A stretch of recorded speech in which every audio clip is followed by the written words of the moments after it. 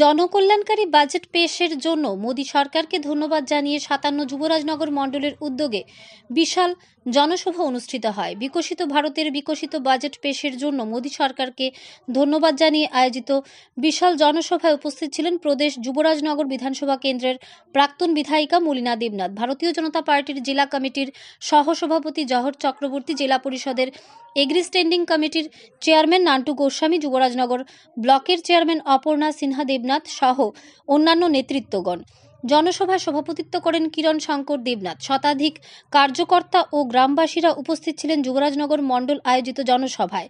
মলিনা দেবনাথ তার বক্তব্যে বলেন, আজকের এই জনসভা জনসমুদ্রে পরিণত হয়েছে। জনসভায় সবাই এসেছেন বাজেটের বিষয় সম্পর্কে শোনার জন্য। তিনি বলেন, গরিব, কৃষক, মহিলা, যুবক সবার জন্য জনকল্যাণকারী বাজেট তৈরি করা হয়েছে। তার জন্য সরকারকে ধন্যবাদ জ্ঞাপন করেছে জনসভার মধ্য দিয়ে। ধর্মনগর থেকে নিজস্ব প্রতিনিধির রিপোর্ট, আরই ধর্মনগর।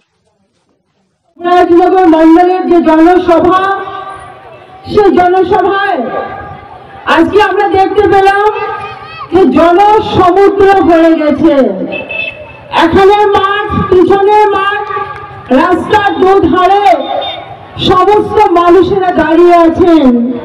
আমি দেখতে পাচ্ছিলাম আমাদের নেতৃত্ব যারা, ওনারাও দাঁড়িয়ে আছেন, আর অনেক নেতৃত্ব সামনে বসে আছেন।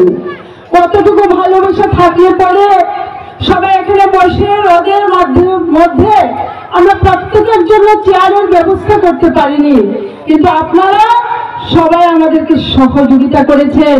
তাই আমি চাইবো আপনাদের জন্য একটা জোরে হাততালি, যে আজকে পার্টিকে ভালোবেসে আজকে বাজেটকে সম্মান জানানোর জন্য যুবরাজনগরের প্রত্যেকটা ঘর থেকে আজকে ছুটে এসছেন আপনারা।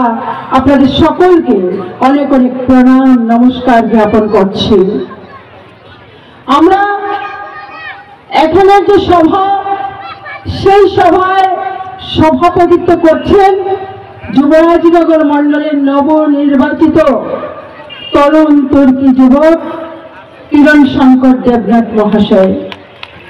আমাদের এই সভায় উপস্থিত আছেন উত্তর ত্রিপুরা জেলা কমিটির সহ সভাপতি মাননীয় জহর চক্রবর্তী মহাশয়, আছেন আমাদের সুবক্তা, এই যুবরাজনগর মণ্ডলকে যিনি পরিচালনা করেছেন আমাদের ব্লক পঞ্চায়েত সমিতির অন্যতম সদস্য এবং এগ্রি স্ট্যান্ডিং কমিটির চেয়ারম্যান নান্টু গোস্বামী মহাশয়।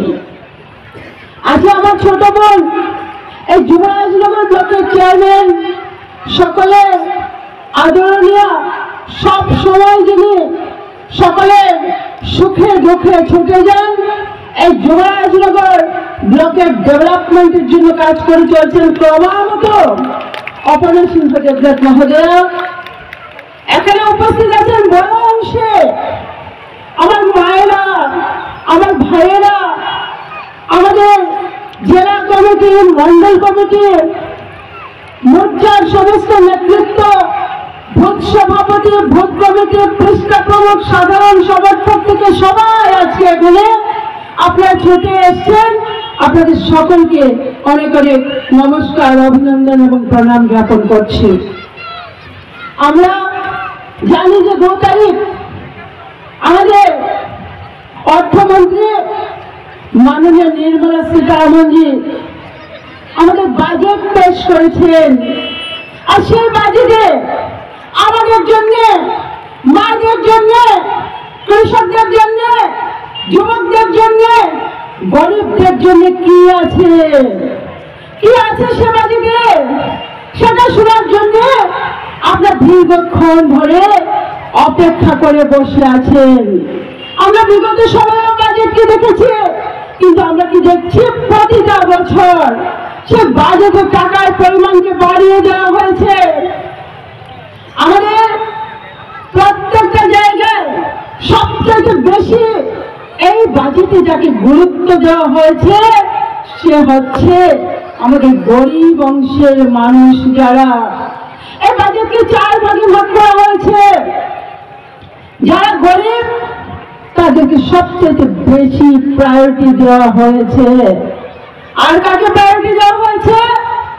যারা যুবক, যাদের লজ্জা আছে, যারা এই দেশকে একটা উন্নত দেশে পরিণত করতে পারে। তাই এই বাজেটের মধ্যে যুবকদেরকে সবচেয়ে গুরুত্ব দেওয়া হয়েছে। আর কাকে বেশি গুরুত্ব দেওয়া হয়েছে? যারা কৃষক, যারা অন্নদাতা, যারা আমাদেরকে খাইয়ে পরিয়ে বাঁচিয়ে রাখেন, সে কৃষক অন্নদাতাদের সবচেয়ে বেশি গুরুত্ব দেওয়া হয়েছে। আর একজনকে সবচেয়ে বেশি গুরুত্ব দেওয়া হয়েছে, সে কে জানেন? বলতে পারবেন আপনারা? কাকে বলুন তো? মহিলা, মাতৃশক্তি, আমার মায়েরা। যে কোন দেশের মা যদি সুরক্ষিত না থাকে, মায়ের হাতে যদি ক্ষমতা না দেওয়া হয়, মায়েদেরকে যদি অগ্রগতিতে না আনা হয়, তাহলে সেই দেশ স্বয়ংসম্পূর্ণ দেশ হতে পারেই না। তাই আমার মায়েদেরকে সেই বাজেটে সবচেয়ে গুরুত্ব দেওয়া হয়েছে। আমরা জানি যে আমাদের এই যে বাজেট, সে বাজেটে কি আছে? অনেক কিছু জিনিসের দাম কমে গেছে। এখন দীর্ঘক্ষণ ধরে আলোচনা করা হয়েছে। বিগত সময়ে বাজেট বললে কি বলা হয়? যেটা মধ্যবিত্তদের জন্য কিছু নেই বাজেটে। কিন্তু এইবার যখন বাজেটের পাতা খোলা হলো, তখন কি দেখা গেল?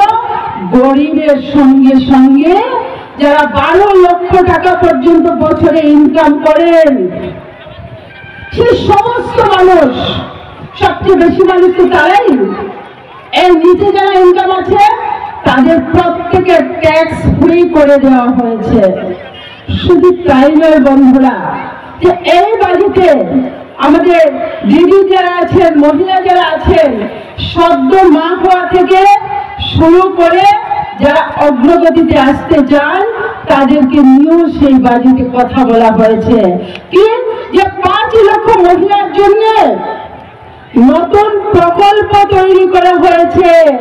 আমাদের এসটি এসসি মহিলা থেকে শুরু করে যারা নিজের ব্যবসা করতে চান, নিজে উঠে দাঁড়াতে চান, নিজে কিছু একটা করতে চান, তাদের জন্য 5 বছরে 2 কোটি টাকা পর্যন্ত ঋণের ব্যবস্থা করে দিয়েছে এই বাজেট। শুধু তাই নয়, আমাদের যারা কিশোরী আছে, সে কিশোরীদের জন্য প্রায় 20 লক্ষ কিশোরীকে খাবার তুলে দেওয়ার জন্য সুষম খাদ্যের ব্যবস্থা করা হয়েছে এই বাজেটে। 1 কোটি গর্ভবতী মাকে সুষম খাবার দেওয়ার ব্যবস্থা করে দেওয়া হয়েছে এই বাজেটে। তাই আমরা দেখি যে এই বাজেটে আমরা অনেক কিছু দাম পর্যন্ত কমে গেছে। এইবারের বাজেট কি, ক্যান্সার বা মারণ ব্যাধিতে যারা ভুগছেন, তাদের ঔষধের দাম কমিয়ে দেওয়া হয়েছে এই বাজেটে। যারা বৈদ্যুতিক সামগ্রী আমরা দেখতে পাই যে বিদ্যুৎ ছাড়া আমাদের জীবন চলে না, তাদের বৈদ্যুতিক সামগ্রীর দাম এই বাজেটে কমিয়ে দেওয়া হয়েছে। আমাদের ইন্টারনেটের মাধ্যমে আমরা কি দেখতে পাই? আজকে এমন একটা জায়গায় ইন্টারনেট চলে গেছে যে আজকে একজন সাধারণ মানুষ, গরিব মানুষ থেকে শুরু করে, বাচ্চা থেকে শুরু করে, বড় থেকে শুরু করে, প্রত্যেকেরই কিন্তু মোবাইলের প্রয়োজন। অ্যাপের মাধ্যমে, ইন্টারনেটের মাধ্যমে আজকে রেগার শ্রমিক যিনি আছেন, উনিও কিন্তু ইন্টারনেট থেকে আজকে আর দূরে থাকতে পারছেন না। সেই যুগে সেই ইন্টারনেট ব্যবস্থা আমাদেরকে করাপশন ফ্রি করে দিয়েছে।